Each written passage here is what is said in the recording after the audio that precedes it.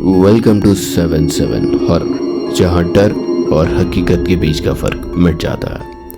आज की कहानी एक तमसी तांत्रिक की, अघोरीनाथ, जिसका नाम ही लोगों के दिल में दहशत और डर पैदा कर देता था।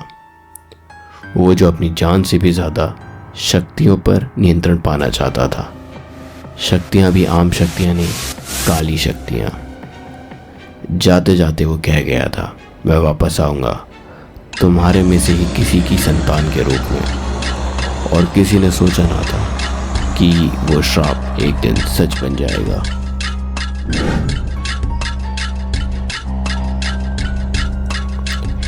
देवपुर, एक छोटा सा गांव, जहां कभी एक बहुत बड़ा तांत्रिक रहा करता था। उस तांत्रिक का नाम था अघोरीनाथ। वो काला जादू में इतना निपुण था कि उसने जन्म और मृत्यु के बीच का फर्क ही मिटा दिया था। पर एक दिन उसके क्रूर कर्मों से तंग आकर गांव वालों ने उसे जिंदा जला दिया। और यही शायद गांव वालों की सबसे बड़ी गलती थी। आज भी लोग कहते हैं उसकी चीख रात के अंधेरे में गूंजती है और उसका बदला अभी भी अधूरा है। आपको क्या लगता है, उसका बदला कभी पूरा हो पाएगा?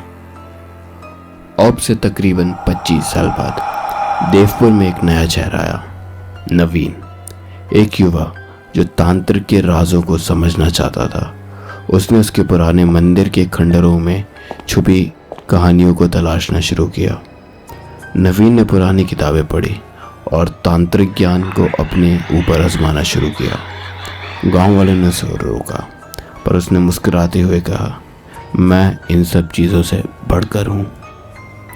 फिर एक दिन अचानक से सब कुछ बदलने लगा। रात को चीखों की आवाज़ आने लगी। कुछ लोग नींद में चलने लगे, जैसे उन पर किसी आत्मिक बल का कब्जा हो। आत्मिक बल यानी किसी आत्मा का प्रभाव।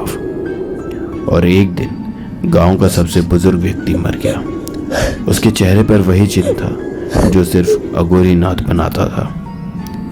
नवीन की आंखों में उस दिन के बाद से एक अजब सी चमक आ गई थी।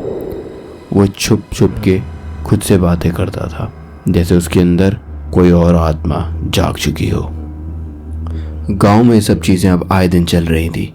तभी एक दिन की बात है, राधिका, उसी गांव की एक आम लड़की, ने नवीन को देखा तांत्रिक वाले खंडहर मंदिर की ओर जाते हुए। राधिका ने चुपके से नवीन का पीछा करा। राधिका आगे देखती है कि नवीन तांत्रिक मुद्रा में बैठ गया और अपनी साधना में लीन हो गया।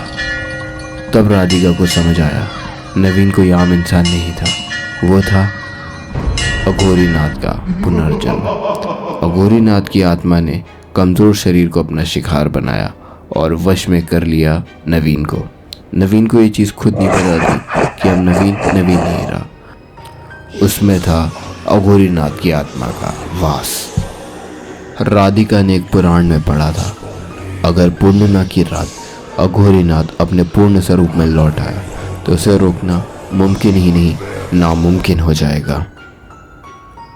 ये सब देखकर राधिका ने अपना दिमाग दौड़ाया और वो पहुंच गई कुछ गांव वालों को अपने साथ लेकर नवीन के पास।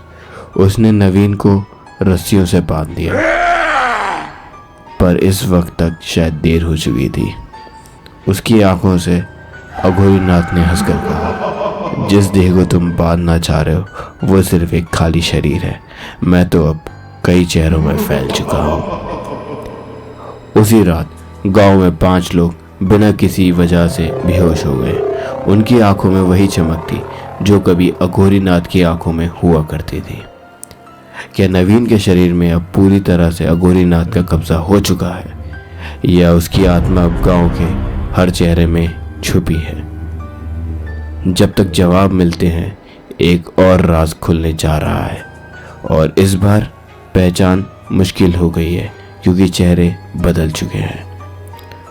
और अगर तुम्हें लगा कि कहानी यहीं ख़त्म हो गई है तो याद रखना, ये सिर्फ शुरुआत है। ऐसी ही डरावनी कहानियों के लिए सब्सक्राइब करो 77 हॉरर को। अब बेल आइकन दबाना ना भूलें, वरना अगली बार जब कोई चेहरा तुम्हें अंधेरे में दिखेगा, हो सकता है वो तुम ही हो।